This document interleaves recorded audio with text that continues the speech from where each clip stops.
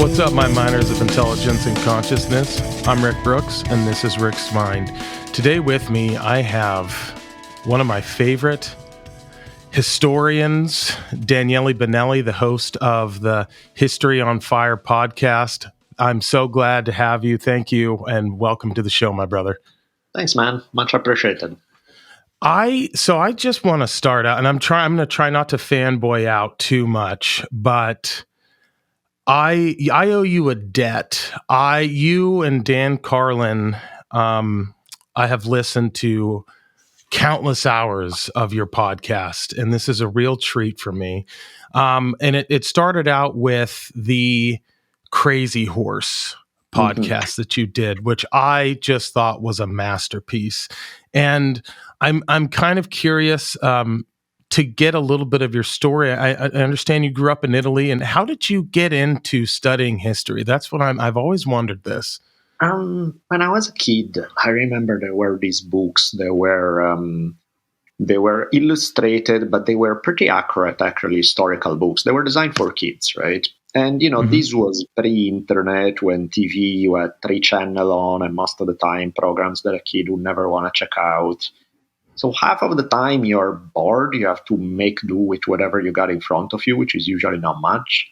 So I would spend hours and hours on this book just looking at an image. And there may be like this one image of, I don't know, ancient Egypt. And there's this whole complex scene of like seen from above where there are like 50 characters, almost like Where's Waldo kind of thing.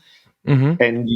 And then you get lost in it. You just essentially start playing movies in your head when you think about, oh, this person who's harvesting the crops but is about to get bit by crocodiles, or this guy who was working on the pyramids, or it became a fun imagination exercise.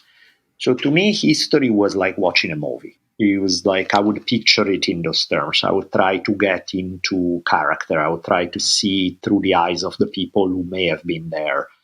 And so it wasn't like, oh, you're studying history. It was like a fun game. It was something that you do for fun. So when eventually at some point when I went to college, originally I started out with anthropology, but I ended up not liking it that much. And then I went back to, I always enjoyed history a whole lot. So I ended up then pushing more heavily in that direction. Okay. And were you studying this in Italy? And then I'm kind of curious, how did you end up getting to the States? So I moved after high school to US. I did high school in Italy, and then right after high school, my mom was planning on moving to US as a journalist. She could kind of work for Italy from US, writing about American cultures and things like that. And so I had the opportunity to kind of come check it out for myself to see if it worked for me. Even because, to be perfectly honest, whereas Italian educational system is great until high school, after that, not so much. So I was like, you know what? Let's go check out what the center of the empire looks like. Let's look at let's take a look at what's happening. And, a place like Los Angeles to me is seriously the center, because it's like what's produced within a few miles in LA is consumed all over the world in terms of movies, music, and all sort of stuff. So I was intrigued, and it was interesting because it wasn't all great. It wasn't all puppies and flowers. There were a lot of things that I took for granted about Italy, that when I moved to US, I was like, oh, that was not for granted. They don't have some of that stuff here. That's actually good. But at the same time, there was also some stuff they didn't have in Italy that I really liked here. So it was like, okay, lose some, win some. Yeah. What do you think some of the things were that you took for granted? For one, I think in terms of social life, US is I found that Italy wasn't sociable enough. And by comparison to US, it's like a paradise of sociability, and US is a really lonely place. There are, of course, exceptions. If you live in a small, tight-knit community, it's not as lonely. So I'm generalizing, of course. I'm not saying all of US is like this. But as a rule, a lot of American culture, and definitely the big cities, They are places where there are lots of opportunities and a mountain of loneliness, where everybody live in their little box. They don't get to hang out with their friends all that much. There's like, it's great to get stuff done, not that great in terms of having friends, family, social life, real face-to-face interaction on a regular basis. I would actually, I definitely agree with you on that. I think that like a lot of some of the social issues and craziness that goes on online really stems from like a lack of community and a lack of love and Yeah. like just basic like I feel like people just and this is just my opinion, I feel like people have kind of forgotten how to take care of themselves. Mhm. I think that we're on our screens too much. We're not going outside, getting sun. We're not eating correctly. We're not doing the things that are necessary to, to fill up our empty cups. And Yeah. I think part of a big problem with our culture, right, is we're so individualistic, right? If you look at places like China or I mean Italy, it's more of a collectivistic culture. Like we are on the extreme end of having an individualistic culture, Mhm. um, and I think that that's one of the things that why I like your program so much is you really spin everything together and within a historical context of what was going on during the times and some of the philosophies as well, some Mhm. of the predominant philosophies that has been I mean I'm going to go back to the crazy horse, the Mhm. mysticism that you brought in there was incredible. That just I'm and I might butcher this, but that moment we were talking about him and his brother getting attacked by a grizzly bear Right. and climbing a tree to escape, or the moment where he would go on the vision quest and he realized he was not going to be killed by a bullet, Mhm. and like just all of and I'm like, is this real? Right. Like, I think that that's the best part about your program is you bring out so many things that I'm like, did this act? Is this is this a movie Mhm. or is this real life? Right. It is crazy. You're very similar to Dan Carlin. You're fascinated by the extremes of humanity, Mhm. but I would say definitely more along the lines of also philosophy. Mhm. And another debt that I owe you is introducing me to Jiddu Krishnamurti off of your last Mhm. podcast, Yeah. the Bruce Lee podcast. I did not know who that man was, but when you said Bruce Lee borrowed a lot of his philosophies in terms of martial arts from not martial arts, but like philosophical Yeah. thinking from Yeah. Jiddu Krishnamurti, in the sense that he was not a fan of control. He's not Mhm. a fan of control. He's anti-control, and I was like, I am too. Like I would say myself, I'm all about liberty and just leave me Mhm. alone, right? But one of the things that I never thought about this and didn't know was identifying as a black person or as an American. Jiddu feels that is an act of violence in itself Mhm. because you're separating yourself from humanity and you're putting yourself in a group. And I'm like, holy shit, man. I have never thought about anything like that. And as soon as you said that, I was like, I need to read this, man. So I went out and bought his book and I read one of them. I got a few, but do you do like to study philosophy? So I'm curious to know, like, do you have any good philosophical thinkers that you would like to share with me? Because I'm very interested in this topic. Sure.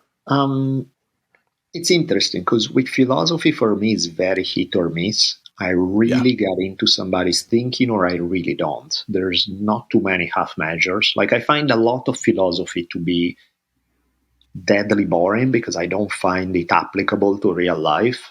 I'm interested in the things that can increase the quality of life, that can give me tools to help me make my own life better. Krishnamurti definitely has some great ideas. A ton of what I read, write, feel about the world is more or less derived from Taoism. Now, with Okay. Taoism, it's tricky because if you go first, there are a ton of translations of the originals. If you read the Tao Te Ching or you read the things like the Chuan Tzu, depending on which translation you can get either a fantastic book or a not such a good one. But also, it's sometimes it's tricky because it's almost like you need somebody to filter it initially. Like I like a lot Alan Watts' writings, trying to explain a little bit of Zen and both Zen Buddhism and Taoism. I think he did a fantastic job to be able to translate some of those concepts in a way that make them more accessible. But I definitely find Taoism at the roots of so much of what makes sense to me in the world. So that's definitely a source. There's some stuff, not everything, but there's a lot of Nietzsche that I find very interesting. Friedrich Nietzsche. The problem is, I read most of Nietzsche in Italian, in an Italian translation, and I found it phenomenal. When I try to read him in English, not so much. I think a lot of the translations tend to be very King James kind of language, so they take away a lot of the power of his language. It becomes less immediate. It's harder for it to stick.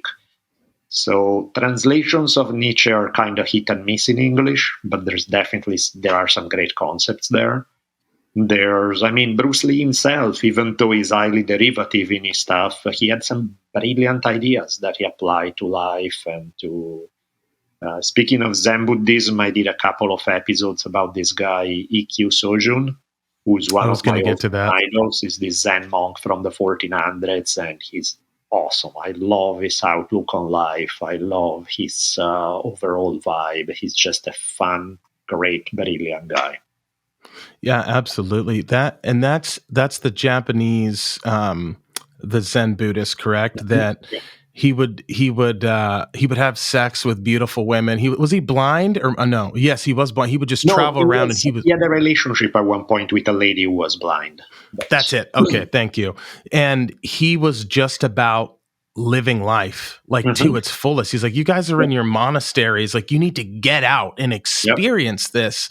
And I remember that podcast very, very well. And I was like, holy smokes, like this is what it's about, just the present moment and being present. And I'm a sucker myself. I've dabbled in philosophy for years, but I am a self-help junkie. I love it.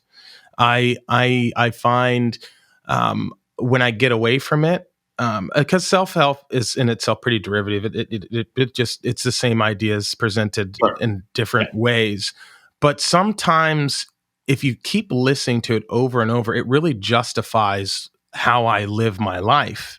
And why I'm doing the things I'm doing, and it keeps me fired up, and it keeps me driven, and it keeps me moving forward. Whereas if I'm not, I'm a heavy Audible guy, so I'm generally listening to books. Sometimes I'll read, but it just keeps me focused on the task at hand. Trying to fall in love with these mundane tasks to achieve success over a long period of time. Like that really is the goal. And right now I'm listening to The Compound Effect, and it's just these simple steps that I need to take every single day in order to achieve long-term success. And then I think I use philosophy as a means of connecting with that higher mind. Like, what am I? What am I doing? Yeah. Like, what about myself is affecting other people in a negative way? And how can I be my best self? And I don't know, just toy with really complex questions and that's another thing that I think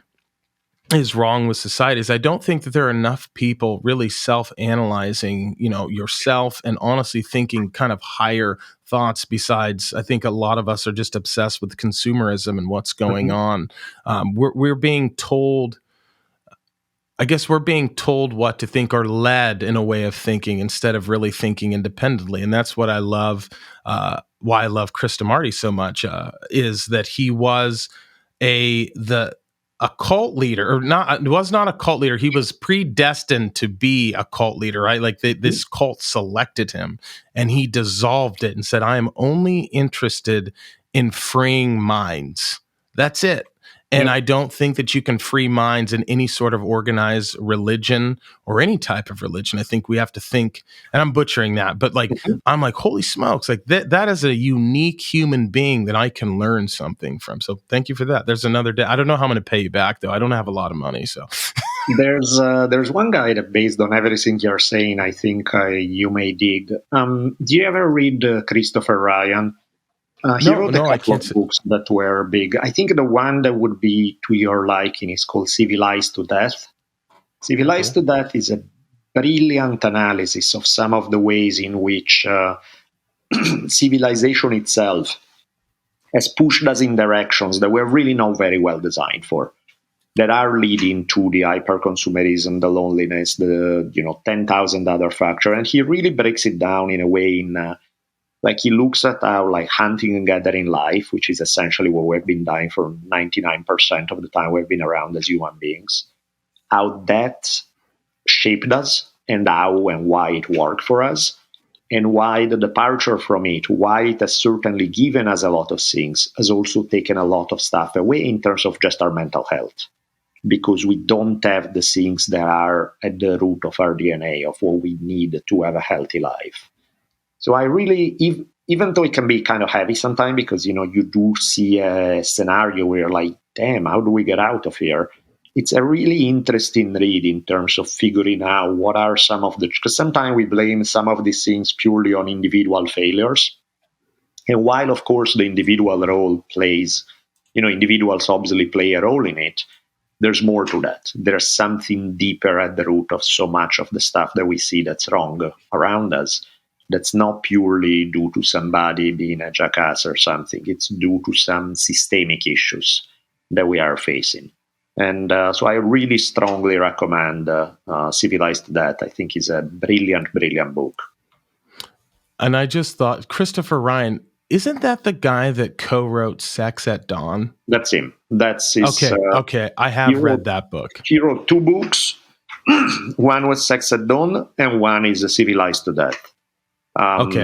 Sex at Dawn was great, but I find Civilized to Death spot on in terms of painting a picture of what's going on around us today.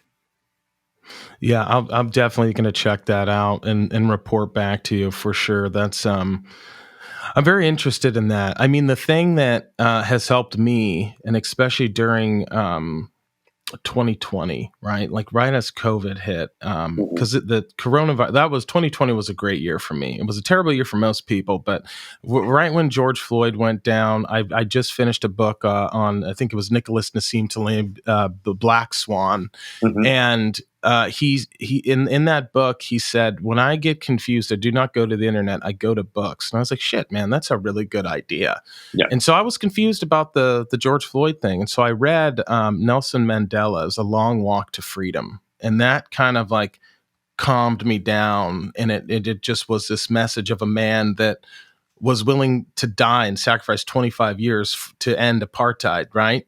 And also gave me a lot of history that he was a terrorist at one point too. Sure. But I was like, I don't know that everyone that is involved in this movement is willing to do that. And I was very suspect. And so I was able to take a step back and really kind of form my own ideas and opinions on what was going on. And then from there, that kind of set the tone. And I realized like the only thing that I can control, and I've said this a billion times on this podcast, and I'll say it again, is your effort, your attitude, right? And your diet, what you put in your body. And outside of that, I mean, you control more things, but those are just a quick snapshot, right? Outside of that, you got to just work on yourself. If I worry about me and get myself right, then I can, once I'm fixed, then I can go about trying to maybe help someone else, but I got to help myself first. And I feel like there's in our society today, there's a lot of virtue signaling or yelling when really you need to kind of concentrate on your own house and what's going on, get yourself well and happy. Definitely. And I think one of the problems with political arguments is that often they don't get to the root of, like, it's a lot of it is scapegoating, a lot of it is this wishful thinking that everything that's wrong is because of those guys over there, and if it just wasn't for them, everything would be fantastic. But then you realize that that's just a symptom of the problem. Like the real solutions are really hard to come by. So it's no Yes. surprise that people are yelling at somebody else saying they are the cause of the problem, because that's an easy way to look at the world. It's like having this James Bond villain who's the one who's causing all the problems. And if he wasn't there, everything would be great. Then you realize that when the guy is not there, you could remove every last bad person, quote unquote, that you think is causing all the problems, and you'd still be dealing with humongous problems. You'd still Yes. be finding out that finding actual solution is insanely hard. So I think a lot of Yes. what we see online is the result of frustrated, powerless people who deep down know they are powerless to actually affect positive change. And so the next best thing is to yell at somebody, blaming them for all the problems out there, where the reality is a bit more complicated than that. I 100% agree with you in that synopsis. I also feel, and I'm trying to figure out the words. Yeah, it's easier to yell than really to focus on really what's going on inside, here Mhm. inside your heart or inside your head. Like, I think that's a bit of and a much easier solution to point the finger at someone else. But when you start taking responsibility for your own happiness, I think that's the best way to go. But in terms of like, and I don't want to get too doom and gloom here, but one of the craziest thing I believe I read, Genghis Khan and the Making of the Modern World, Mhm. and there is a lot of explaining away all the bad deeds that Genghis Khan did, but the author did make a very interesting point about, like, I believe it was a war between a German prince or king and a city in Italy, and how at first the Germans ended up hanging a bunch of people and to like sack the city, and then the Italians answered, and then they hung people from the watchtower, and then the Germans flew heads over, and they just kept Yeah. escalating. And this is in Yeah. the 1400s. And so when I look at a big reason why I'm so passionate about history and history podcasts is it really gives you a snapshot of how terrible we are, Yeah. and why things are the way they are now, why the world looks the way it does. And we don't have a lot of time, and Mhm. we're definitely going to have to get you back on, but I do want to ask you one question. Sure.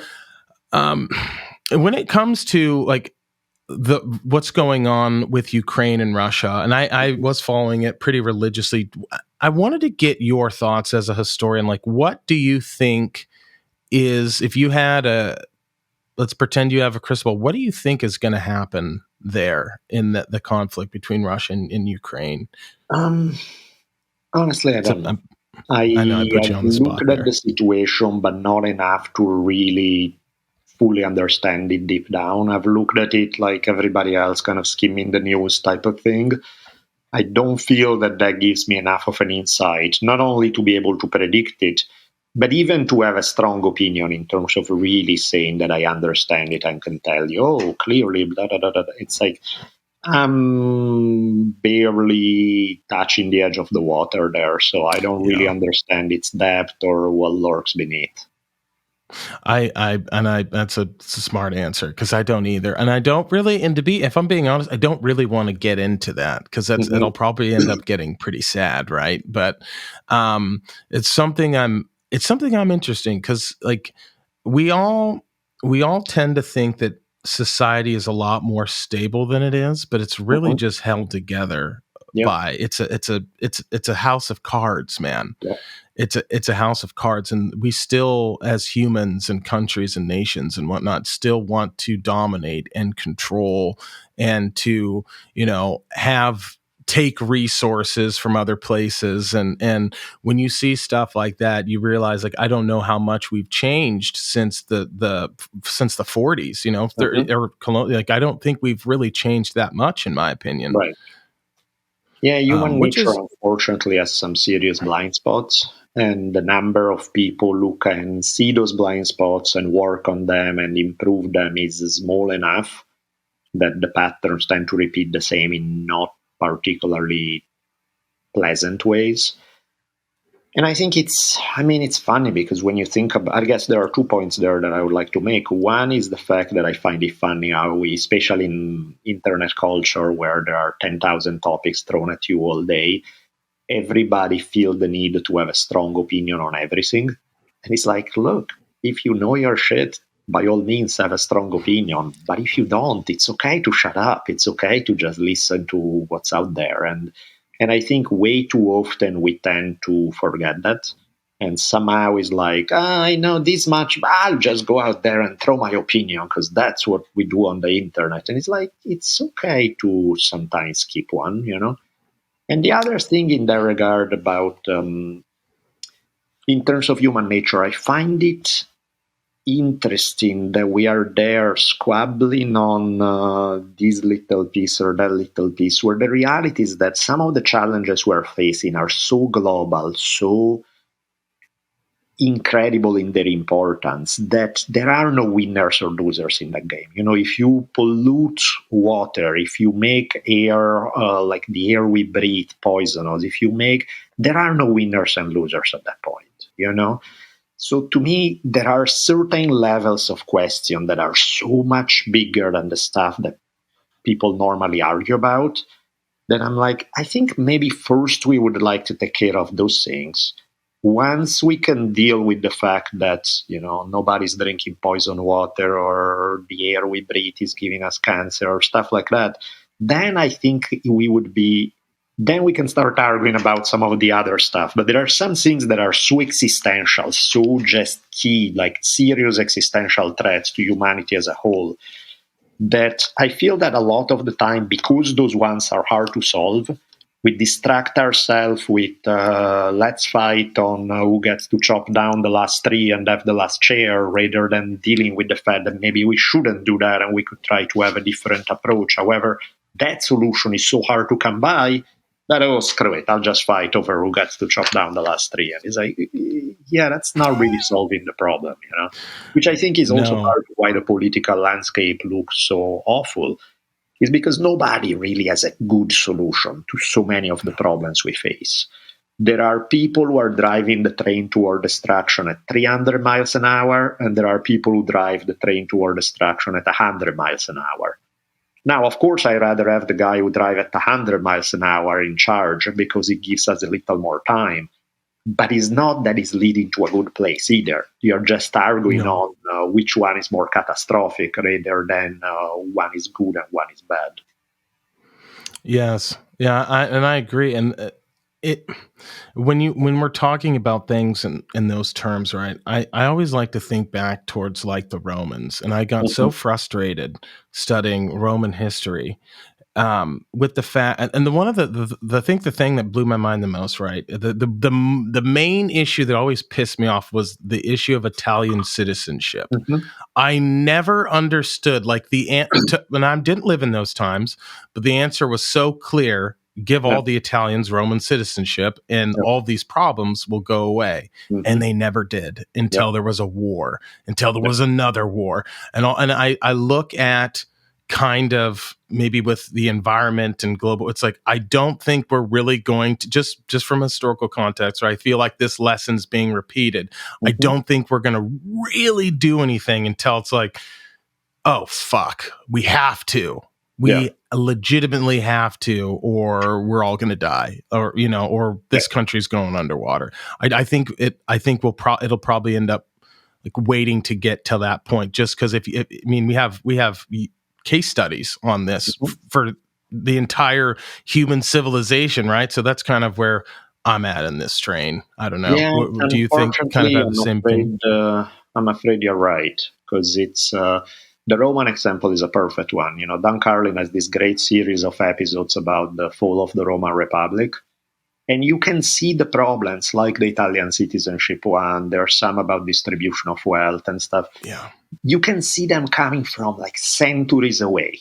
And each time they just squash it and make it go away. And it keeps popping up until eventually it destroys the Republic. And it was perfectly clear that that's where it was heading.